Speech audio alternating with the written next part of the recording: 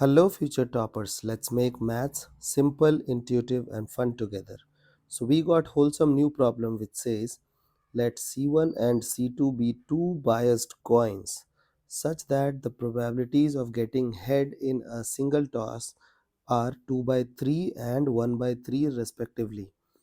As it is biased, so that's why its probability of getting head is different. Now, suppose that I will note down some information. For C1, probability of getting head is what?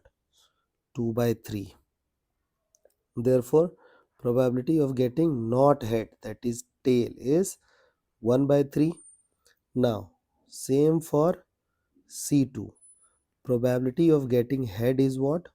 1 by 3. And probability of not getting head, that is tail, is 2 by 3. I hope till this part you guys are okay. Now, suppose alpha is the number of head that appear when C1 is tossed twice. Okay, so alpha is representing number of head appear when coin C1 is tossed twice independently. And suppose beta is the number of head that appears when C2 is tossed twice. So it is okay. The probability that roots of the quadratic equation this are real and equal. So as you know that for real and equal root, the discriminant d should be 0. So what is discriminant? Discriminant is b square alpha square minus 4ac. This should be 0. This means alpha square should be equal to 4 times beta.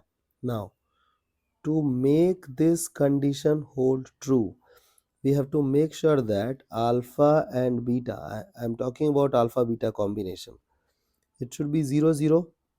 So this equation will hold true, and we will have this condition 2 comma 1, then also this condition will hold true. Now look at this, let's write down the final probability.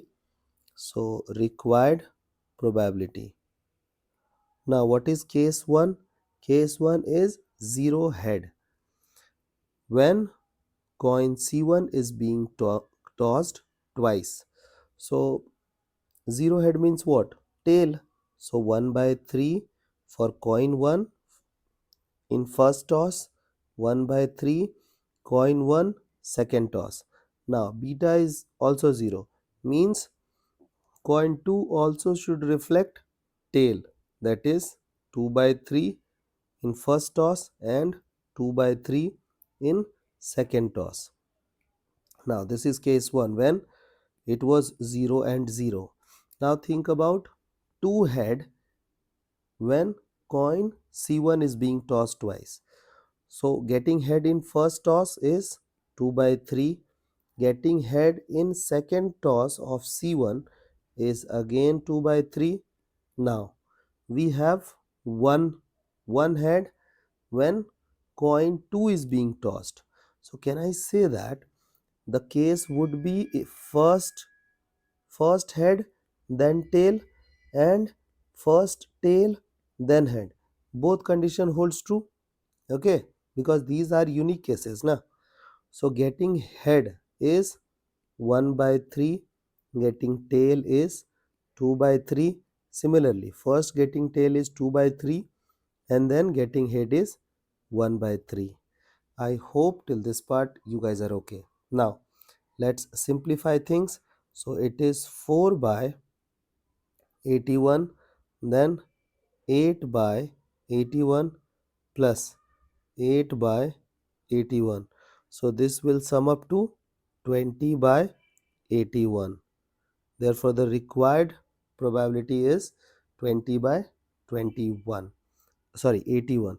I hope the idea is clear and you guys can handle similar situations.